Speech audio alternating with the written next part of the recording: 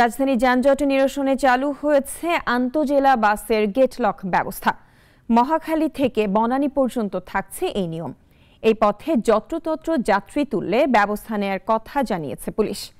তবে কাজীর গরু কেবল কাগজেই। সংশ্লিষ্টরা বলছেন, আইন জরিমানা করে যানজট কমানো কঠিন। সাইফুল শাহিনের রিপোর্ট। এক সিদ্ধান্তেই পাল্টে গেছে রাজধানীর মহাখালী বাস টার্মিনাল এলাকার যানজটের চিরচেনা রূপ।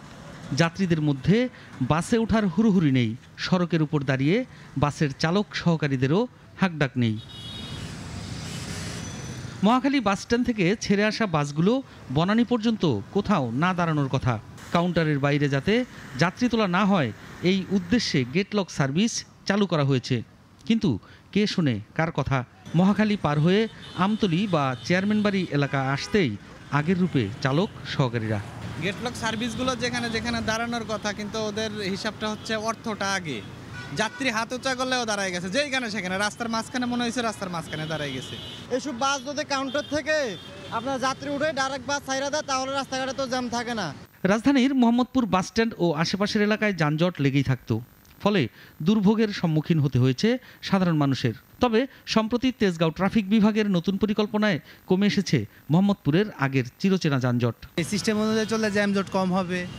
এই সিস্টেম অনুযায়ী চললে মানে ক্রসিংটা অন্তত সুন্দর হবে, যানজটের কমবে, অনেক কমবে। ঢাকা শহরের পরিস্থিতি সব জায়গায় রকম, যেখান থেকে যতটুকু কনভিনিয়েন্ট করা যায় ওটাই আমার মনে হয় জনগণের জন্য কাজে আসবে ইনশাল্লাহ। ট্রাফিক ব্যবস্থা আরও ভালো করা উচিত। আর ওই যে এলোপাথারি গাড়িগুলো আসে, ওদিক থেকে যখন আসে কেউ নিয়ম মানে না। এখানে লোকজন দাঁড়ায় থাকে, পার হওয়ার জন্য দিক থেকে গাড়ি চলতে সিগন্যালও অমান্য করে। মোহাম্মদপুর বাসস্ট্যান্ড থেকে সকল গণপরিবহনের অস্থায়ী পার্কিং অপসারণ, অবৈধ হকার উচ্ছেদ ও মোহাম্মদপুর বাসস্ট্যান্ড কেন্দ্রিক নতুন সার্কুলেশন প্ল্যানের মাধ্যমে পরিকল্পনা বাস্তবায়নের উদ্যোগ নিয়েছে তেজগাঁও ট্রাফিক বিভাগ। এখানে যে ট্রাফিক আইল্যান্ড আছে, একটা ত্রিকোণাকার একটা ট্রাফিক আইল্যান্ড আছে। এই ট্রাফিক আইল্যান্ডের কারণে আমাদের অনেক সময় আমরা সিটি কর্পোরেশনকে আমরা চিঠি দিয়েছি, সিটি কর্পোরেশনকে আমরা জানিয়েছি। এমনকি তাদের একটা পরিকল্পনা আছে এটাকে একটা ট্রাফিক ফ্রেন্ডলি একটা আইল্যান্ড হিসাবে রূপান্তর করা। বিআরটিসি একটা ডিপো আছে, বিআরটিসির কোনো বাস যাতে বাইরে না থাকতে পারে এই ব্যাপারে তাদের সাথে যোগাযোগ করা হয়েছে, পত্র দেওয়া হয়েছে এবং তাদের আমরা নিয়মিত মনিটর করছি এবং যদি থাকে তাদেরকেও আমরা আইনের আওতায় আনার জন্য সর্বাত্মকভাবে আমাদের লোকজন সচেষ্ট আছে।